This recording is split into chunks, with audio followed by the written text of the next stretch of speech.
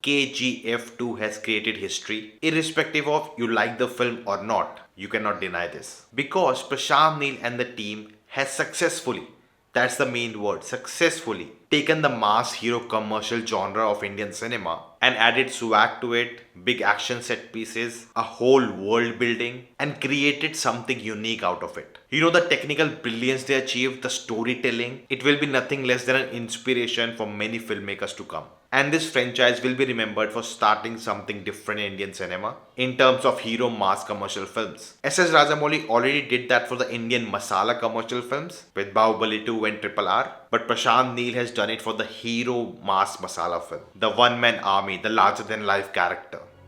Hello guys, I'm Mona Prince, and in this video I'll be talking about KGF and I'll get into the spoilers. If you haven't seen my non-spoiler review, you can check it out. I'll link it on top. But in this video, I want to get into the nitty-gritty. I want to break it all down and share my thoughts without any restrictions. So let's dive into it. The first thing I want to talk about is why this film works. Why the character Rocky works. Why the majority of Indian audience enjoy this. Because it is all of us fantasy. We want to be that larger than life character. We want to hold that power. We want to have that swag, to be cool in every moment. Amitabh Bachchan in 70s said, "जहाँ हम खड़े होते हैं line में तो शुरू होती है." But today that thing has been raised to 100. Today, wherever Rocky Bhai stands, the whole world stops. And that is our fantasy. We want to be that person. We also want to rule the world. And the biggest thing is we relate to the character from where he started. He came from nothing and became king. And we all want to do that. It is a classic underdog story and we all love to see it. Literally in this film there's a dialogue about nepotism. And the majority of Indians hate that system.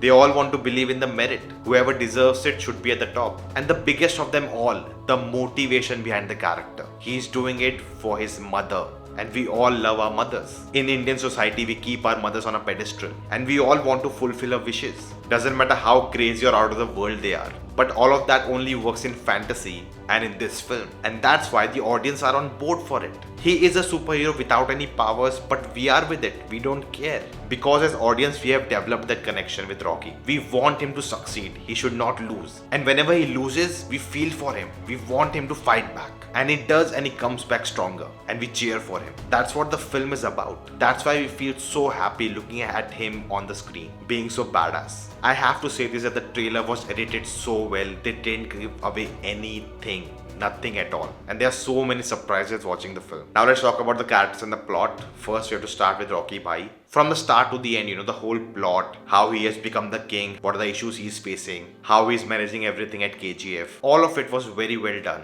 I'd actually made a video, what are my expectations from the second film, and I got all of it. I wanted to see the struggle Rocky will face trying to take over KGF, all the villains he'll have to face, all the politics and the drama. That's what I was looking forward to, and I got that. And I was so happy that it wasn't easy for him. Yes, he's a very static character in a way. He's powerful, he can do anything, but even he has to struggle for it. He falls down, gets defeated by Adhira, and then comes back stronger. So we have a constant interest in his journey throughout the film. Yash just nailed it, that swag he carries, no one could have pulled it off. He just makes us all fall in love with his charisma. Now the second thing I wanted was people against Rocky should be really strong. Then only the stakes will be high and it will be fun to watch the film. And that was the case. Adhira, played by Sanjay Dutt, very well done. The writing was really solid. He feels like an opponent who can take down Rocky, and he even does at one point. And even physically, we never saw Rocky being beaten like that in the climax. The second opponent, Ramika Sen, played by Raveena Tandon, amazing. I loved her performance. She was so good. Epic dialogues and the delivery for them,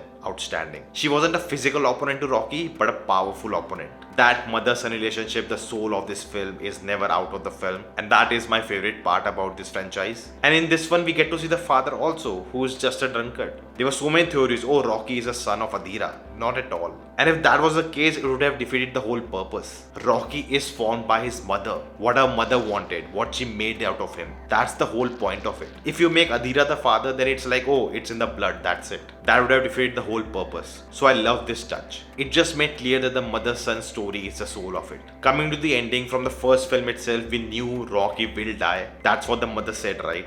When you die, you should die the richest man. And there was no way he could have kept KGF and all that gold for a long period of time. His reign had to end some way or the other, and the way it ended was Oh my god, amazing. He did fulfill the promise of the mother. He brought all of that gold into the ocean and he died the richest man. Rocky's story started with him being born and KGF, being found, and it ended with KGF being destroyed and him being killed. And the climax, again we get that cut and we go back to a story with the mother, again touching your heart. And then we see Rocky in the ocean with all the gold around him. What a brilliant end to the narrative. And then the post-credit scene, KGF Chapter 3. Oh my god, I was so happy first of all to see a post-credit scene. We don't see that in Indian movies. Second of all, the reveal is so cool. They planted that in the film, we didn't notice it. Because there was that foreign guy, he was from CIA and Rocky talked to him. And the way it was planted and the reveal happened, KGF Chapter 3, and you cut.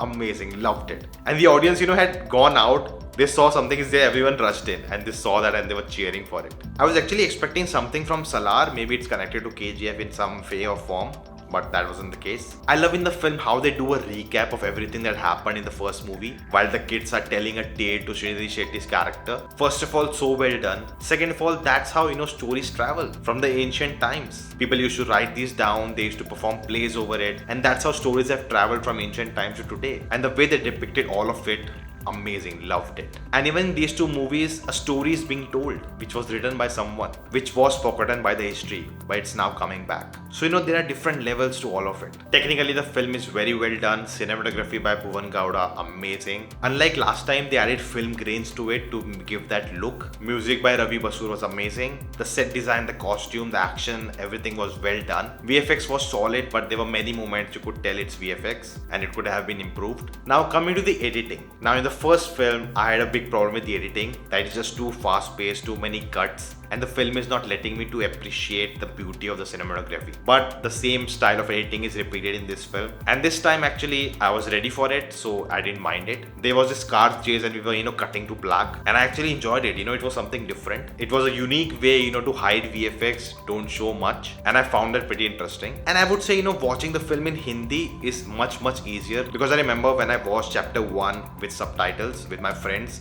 it was really hard to follow up the dialogues. So I think it's much easier to follow the film in your language, which is suitable to you. And maybe that's why the film doesn't really work with international audiences. The film is full of montages.